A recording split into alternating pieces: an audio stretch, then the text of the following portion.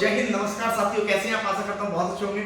मैं पीके सर एक बार फिर अपने यूट्यूब परिवार टॉपर्स अकेडमी एमबीडी पर आप सभी का दिल से धन्यवाद करता हूं साथियों, और आशा करता हूं आपकी तैयारी बहुत अच्छे से बिल्कुल चल रही होगी साथियों। और मैं तो ये चाहता हूं कि आपकी तैयारी में 4 चांद लग जाए, आप 6 महीने में नहीं 3 महीने में नौकरी लेकर के दिखाएं साथियों, तब तो मानता हूं कि आप अच्छे से बिल्कुल पढ़ रहे हैं साथियों। लेकिन 4 से 5 या 6 महीने की तैयारी बिल्कुल 100% आपका सिलेक्शन होगा, ये आपका भाई यहाँ से बिल्कुल गारंटी और विश्वास दिलाता है साथियों कि 100% ये क्लास आपको मददगार साबित होगी और रामबाण साबित होगी साथियों।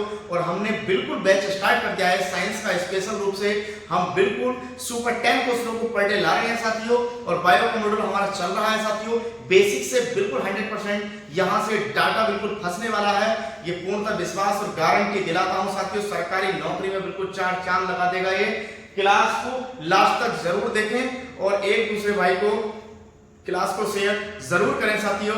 ये देखो आज क्या है, यदि आज आप हैं तो हम हैं साथियों, और आपसे हम हैं और हमसे आप हैं साथियों। और हम तो ये आशा करते हैं कि आप जल्दी से जल्दी अच्छी नौकरियों पर जाएं और मान प्रतिष्ठा अपने मम्मी पापा का बिल्कुल बढ़ाएं साथियों। अपने मम्मी पापा का सहारा बनिए।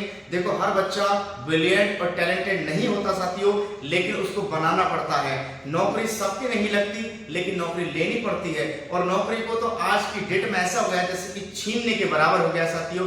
कंपटीशन इतना बढ़ चुका है कि नौकरी के लिए लाइन लगी पड़ी है, काफी लंबी कतारें लगी पड़ी है। और साथियों ये बिल्कुल पूर्णतः मैं विश्वास दिलाता हूं आपको कि 100% नौकरी आपको दिला करके रहूंगा, ये मेरा वादा और दृढ़ निश्चय है साथियों। जब आपने सरकारी नौकरी की ठान ही ली है और टॉपर्स अकेडमी एमबीडी को आपने सब्सक्राइब कर ही लिया है, तो हमारा यहाँ से कर्तव्य और फर्ज बनता है साथियों कि हम सरकारी नौकरी आपको दिला करके रहेंगे साथियों। और हमारे मैथ की क्लास भी स्टार्ट हो गई है, और बहुत जल्दी ही एसएससी सीजीएल की इंग्लिश बहुत जल्द ही बिल्कुल कराने वाले हैं साथियों। इसलिए अब सेशन को देर न करते हुए आगे बढ़ते हैं। जैसे कि आपने देखा होगा पिछली कक्षाएं हमारी चल चुकी हैं साथियों, और यहाँ से हमारा बायो का मॉड्यूल स्टार्ट होता है, और यहाँ 100% क्वेश्चन आपके लड़ेंगे ही लड़ेंगे एग्जाम में साथियों। जब आप एग्जाम हॉल से बाहर निकलेंगे तो एक ही सर याद आएंगे आपको, पीके सर। यहाँ से एक भी क्वेश्चन छूटने वाला नहीं है साथियों। जहां से भी क्वेश्चन, जिस टॉपिक से क्वेश्चन उठाए गए हैं साथियों, उन्हीं टॉपिक को हम स्पेशल रूप से आपको करा रहे हैं। चलिए नेक्स्ट, अब यहाँ पे आता है आर्थ्रोपोडा। आर्थ्रोपोडा संघ, कौन सा संघ है साथियों? ये है आर्थ्रोपोडा। आर्थ्रोपोडा में सबसे बड़ा जीवों का संघ है ये, सबसे अधिक जंतुओं वाला संघ है, सबसे अधिक जंतुओं वाला संघ है। कौन सा सबसे अधिक जंतुओं वाला संघ है साथी? यहाँ पे सबसे ज्यादा जंतु मिलते हैं, सबसे ज्यादा जंतु यहाँ पे मिलते हैं। कौन से में? आर्थ्रोपोडा में। और यहाँ पे जो इनके जो शरीर की बात करें तो शरीर इनका होता है, जितने आर्थ्रोपोडा में आते हैं वह खंडयुक्त शरीर होता है। खंडयुक्त कैसा होता है? शरीर होता है, और ये बना होता है काइटिन का। किसका? काइटिन का बना होता है। जैसे कि कवक किसका बना होता है? काइटिन का बना होता है। कवक किसका बना होता है? काइटिन का। ठीक है सर।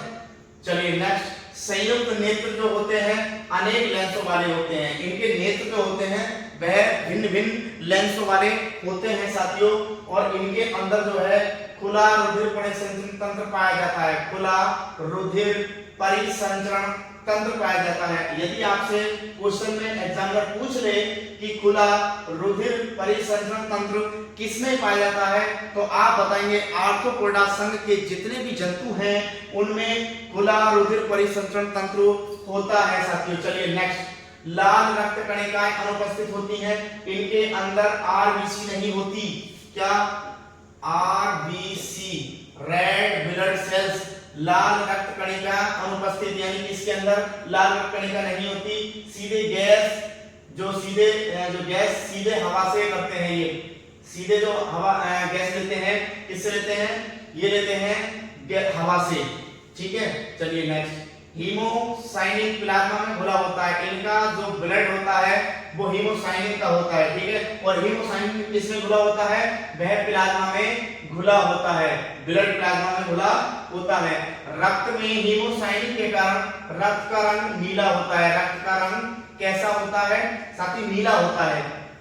जो रक्त में जो मिला होता है इनके, जैसे पक्षी हैं कोई भी कुछ है, इनके अंदर हीमोसाइनिन होता है। हीमोसाइनिन के कारण रक्त नीले कलर का होता है। और यहाँ पहले कह दिया आर्थ्रोपोडा। आर्थ्रोपोडा क्या है? सबसे अधिक जंतुओं वाला संघ है। इसमें काफी भिन्न भिन्न प्रकार के जंतु पाए जाते हैं साथियों। तो कैसा होता है? नीला। किसके कारण? हीमोसाइनिन के कारण रक्त का रंग नीला होता है। और उत्सर्जन, जो इनके अंदर उत्सर्जन नलिकाएं जो होती हैं वो मेल पीटी द्वारा होती हैं। किसके द्वारा? उत्सर्जन जो नलिकाएं जो होती हैं वो मेल पीटी द्वारा उत्सर्जन नलिकाएं पाई जाती हैं। अगर श्वसन की बात करें तो बिच्छू में जो श्वसन होगा वह किसके कारण होगा? वह होगा पुस्तक क्लोम के कारण। किसके कारण? पुस्तक क्लोम के कारण बिच्छू में श्वसन होगा। आपसे क्वेश्चन पूछेगा कि बिच्छू में श्वसन किसके कारण होता है? चार ऑप्शन आपके सामने होंगे।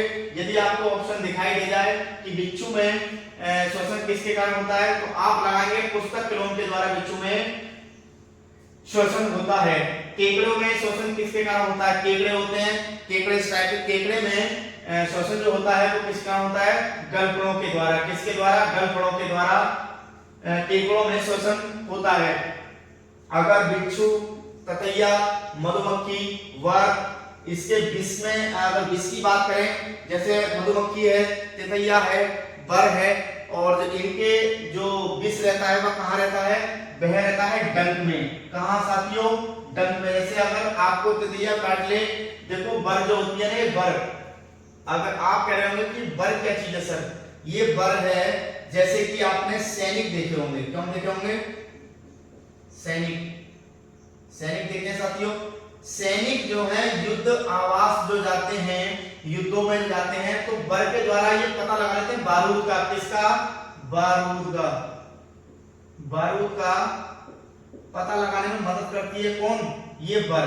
बर जो है बारूद का पता लगाने में मदद करती है साथियों। किसका? सैनिकों का। सैनिक इसका सहारा लेते हैं बर का। बर वहीं ज्यादातर लगती है जहां बारूद का ढेर होगा।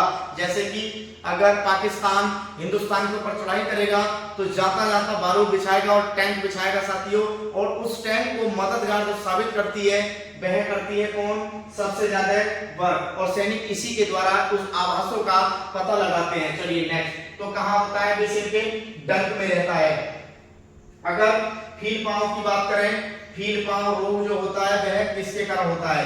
फील पांव रोग जो होता है वह मच्छर के द्वारा होता है। फील पांव रोग किसके कारण होता है? मच्छर के कारण होता है। अगर मच्छर काट लेगा तो फील पांव रोग हो जाएगा। और हाथी पांव की बात करें, हाथी पांव रोग किससे होता है? बौचेरिया से होता है। किससे? बौचेरिया के द्वारा, कृत्रिम से होता है। बौचेरिया के द्वारा कृत्रिम से होता है। अगर डेंगू की बात करें तो डेंगू किससे फैलता है? यह फैलता है एडिस मच्छर। किसके कारण डेंगू फैलता है? एडिस मच्छर के कारण। अगर डेंगू मच्छर काट लेगा तो एडिस मच्छर के कारण उसका पता लगाया जा सकता है। और यदि आपसे पूछे कि डेंगू में सबसे ज्यादा क्या होता है?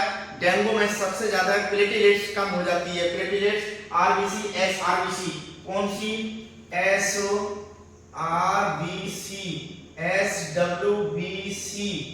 तो साथियों ये जो है इसकी संख्या घटती चली जाती है और ये शरीर में अकड़न पैदा कर देता है और शरीर ऐंठने सा लगता है। और स्लीपिंग सिंकोनस जो बीमारी होती है, जो स्लीपिंग सिकनेस बीमारी जो होती है वह किस कारण होती है? सीसी मक्खी के द्वारा। स्लीपिंग सिकनेस जो बीमारी होगी वह सीसी मक्खी के द्वारा होगी। जैसे कि अगर कोई मक्खी काट ले और उसको निद्रा आ जाए तो साथियों किसके कारण होगा? सीसी मक्खी के द्वारा वह होगा। और पैरों की संख्या की बात करें तो कुछ नजर इस पर डालते हैं पैरों की संख्या की बात।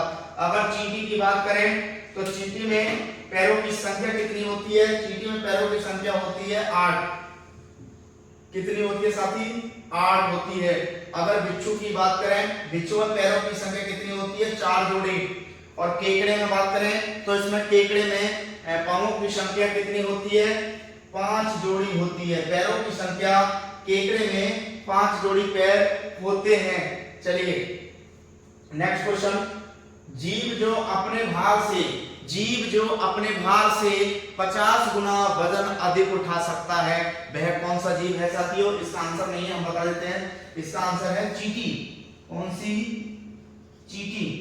चींटी अपने भार से 50 गुना भार अधिक उठा करके चलती है। चलिए नेक्स्ट, चींटी, दीमक, मधुमक्खी एक क्या है अपने आप में? जो चींटी है, दीमक है, मधुमक्खी है, एक अपने आप में क्या है? ये सामाजिक कीट हैं। कौन से कीट हैं ये? सामाजिक कीट हैं। ये समाज में रहने वाले, ऐसा ना सोचे कि समाज में रहने वाले हैं, ये कॉलोनी बना करके अपनी, जैसे हम आप लोग रहते हैं, मनुष्य प्रवृत्ति के लोग भी कॉलोनियों में रहते हैं, बना करके एक झुंड में रहते हैं, उसी प्रकार से चींटी है, दीमक है, मधुमक्खी है, ये भी एक अपनी कॉलोनी और या झुंड में रहना पसंद करते हैं। जैसे आपने देखा होगा, अधिक जहां एक चींटी होगी वहां अधिक चींटियां उत्पन्न हो जाती हैं साथियों। दीमक की बात है, जहां एक बार दीमक लग गई वहां अधिक से दीमक देखने को मिलेगी। और ऐसे मधुमक्खी की बात है, एक मक्खी आएगी फिर 2 फिर 4 6 8 10 इसी प्रकार से हजारों मक्खियां आ जाएंगी। तो ये क्या कहलाती है? सामाजिक कीट कहलाते हैं। चलिए नेक्स्ट में क्या है? चींटी लाइन बनाकर के चलने का कारण क्या होता है? चींटी का लाइन बनाकर चलने का कारण क्या होता है? चींटी अपने आप में विशेष गंध छोड़ती हुई चलती है।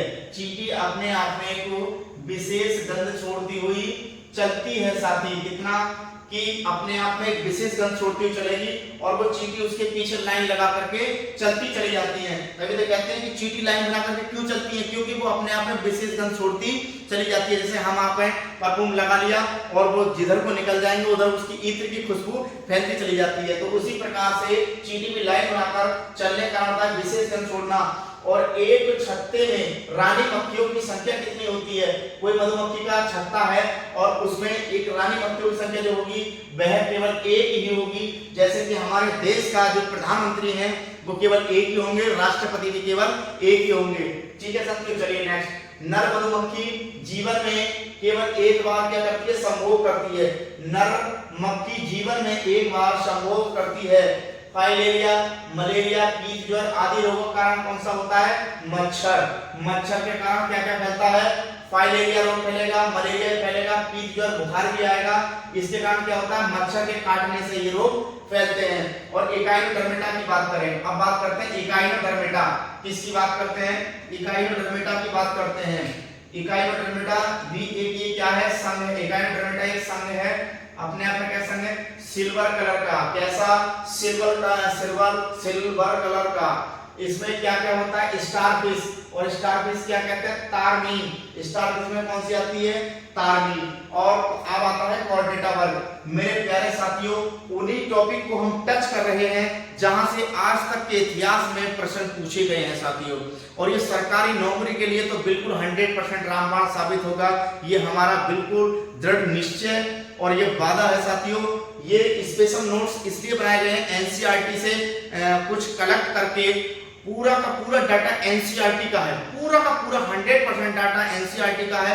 चाहे तो आप जहां चाहे वहां इनको चेक कर सकते हैं साथियों। और ये पीके सर का वादा है कि आपको 100% सरकारी नौकरी दिला करके रहूंगा साथियों। चलिए क्वाड्रेटा में पीसीज वर्ग जैसे कि मछली।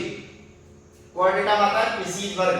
क्या है? पीसीज वर्ग में मछली दरियाई घोड़ा, और दरियाई घोड़े को क्या बोलते हैं? अस्मीन। अगर क्वेश्चन आ जाए कि दरियाई घोड़ा किसको कहा जाता है तो कौन कौन सी मछली आती है इसमें? दरियाई घोड़े में 4 ऑप्शन आपके सामने होंगे, उस ऑप्शन में से लग जाएगा। जैसे दरियाई घोड़ा कौन सी? अस्मीन को दरियाई घोड़ा कहा जाता है। रोहू भी अपने आप में क्या है? लीबियो। रोहू क्या है? अपने आप में मछली है, और कौन सी? लीबियो मछली है। अस्मीन को दरियाई घोड़ा भी जाना जाता है। और ये सबसे ज्यादा कहां पाई जाती है? अटलांटिक महासागर में। अटलांटिक महासागर में अस्मीन मछली पाई जाती है साथियों। और सबसे बड़ी मछली की बात करें तो सबसे बड़ी मछली जो होगी वह कौन सी होगी? Whale shark. कौन सी होगी? व्हेल शार्क सबसे बड़ी मछली होगी। और सबसे छोटी मछली की बात करें तो वह सबसे छोटी मछली होती है गोबी मछली। और ये कहां पाई जाती है साथियों? ये पाई जाती है फिलीपींस में। कहां पाई जाती है? फिलीपींस में सबसे छोटी मछली पाई जाती है। उस मछली को कहते हैं गोबी मछली। कौन सी? गोबी मछली कहते हैं। कौन सी गोबी? अब ये नहीं समझ लें कि खाने वाली गोभी। प्यारे साथियों, गोभी मछली टाइप की होती है, वह भी एक गोभी के आकार के टाइप की होती है। और ये कहां पाई जाती है? फिलीपींस में पाई जाती है। अगर मछली में शोषण की बात करें, मछली में शोषण की जो बात करें तो शोषण किसके कारण होता है? गिल्स के द्वारा। शोषण मछली में होता है गिल्स के कारण। गिल्स कौन से होते हैं? जैसे मछली आपने देखी, ये जो मछली ये है मछली, मछली इस टाइप चलती है, ठीक है, ये चल रही है मछली, तो ये जो है ये उसके गिल्स और गलफड़े कहलाते हैं। तो किसके कारण, गिल्स के कारण वो अपना श्वसन करती है। और ऑक्सीजन जल में घुलित अवस्था में देती है।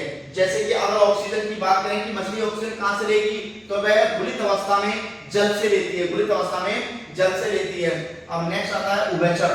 उभयचर में कौन कौन से हैं, जैसे कि जल और थल पर रहने वाले जीव, जल और थल पर दोनों रहने वाले जीव कौन कौन से होते हैं, अभी आगे नीचे पढ़ते हैं साथियों। जल एवं थल दोनों पर रहने वाले जीव क्या कहलाते हैं, उभयचर कहलाते हैं। और इनका जो ताप होता है यह समतापी होते हैं। कैसे होते हैं, असमतापी होते हैं। इनका कोई ताप नहीं होता, वह स्वस्थ अवस्था में पाए जाते हैं। कौन से में, सुस्त अवस्था में पाए जाते हैं। और ये होते हैं असमतापी। और वसा पिंडों द्वारा ये भोजन अपना प्राप्त करते हैं। अगर भोजन की बात करें कि उभयचर जंतु जो अपना भोजन प्राप्त करते हैं वह वसा पिंडों के द्वारा अपना भोजन प्राप्त करते हैं और सुप्त अवस्था में ये पाए जाते हैं और ये असमतापी होते हैं। और श्वसन की बात करें तो इनमें श्वसन जो होता है वह त्वचा द्वारा भी श्वसन करते हैं, फेफड़े द्वारा भी श्वसन करते हैं और मुख द्वारा भी श्वसन करते हैं। कौन से, ये उभयचर जंतु। कौन से, उभयचर जंतु। उभयचर जंतु किस किस के कारण श्वसन करते हैं, त्वचा के कारण और फेफड़ों के कारण और मुख के द्वारा ये यहाँ से श्वसन करते हैं। अगर कायांतरण की बात करें, जैसे कायांतरण होता है, कायांतर कहते हैं भेग शिशु, कायांतर से बनता है भेग शिशु और भेग शिशु से बनता है टेडपोल लार्वा। कौन सा, टेडपोल लार्वा। भेग शिशु है, टेडपोल लार्वा भी जिसको हम कहते हैं। और जो आयोडीन है इसमें, आयोडीन से कायांतरण तेज हो जाता है। जैसे आपने देखा होगा समुद्री जितना जल होगा वह खारा होता है और उसमें आयोडीन की मात्रा थोड़ी सी बढ़ जाती है तो इसमें कायांतरण तेज होता है और भेग शिशु शीघ्र पूर्ण मेंढक बन जाते हैं। सबसे ज्यादा मेंढक यहाँ से कायांतरण आयोडीन की कमी के कारण, आयोडीन की अधिकता के कारण भेग शिशु पूर्ण मेंढक बन जाते हैं एकदम से। ठीक है, चलिए नेक्स्ट चलते हैं। हाइला, जो हाइला मेंढक है वो कहाँ रहता है, वृक्षों पर। अगर आपसे क्वेश्चन में आ जाए कि हाइला मेंढक रहता कहाँ है तो आप कहेंगे वृक्षों पर रहता है। और घोंघा, कछुआ एवं मगरमच्छ की बात करें तो ये उभयचर जंतु हैं अपने आप में। कैसे जंतु हैं, यह उभयचर जंतु हैं। कौन से, घोंघा, कछुआ एवं मगरमच्छ ये उभयचर जंतु हैं। अब आप कहेंगे उभयचर जंतु कौन कौन से होते हैं, तो घोंघा भी होता है, कछुआ भी उभयचर जंतु होता है, मगरमच्छ भी उभयचर जंतु होता है। अब उभयचर कहते किसमें, उभयचर कौन होते हैं, जो कि जल एवं थल पर रेंगने वाले, जल एवं थल पर रेंगने वाले मींस जैसे कि सांप भी अपने आप में एक चलता नहीं, उसके पैर नहीं होते हैं, वो भी अपने आप में एक खिचड़ करके चलता है तो उसको उभयचर बोलते हैं। और उभयचर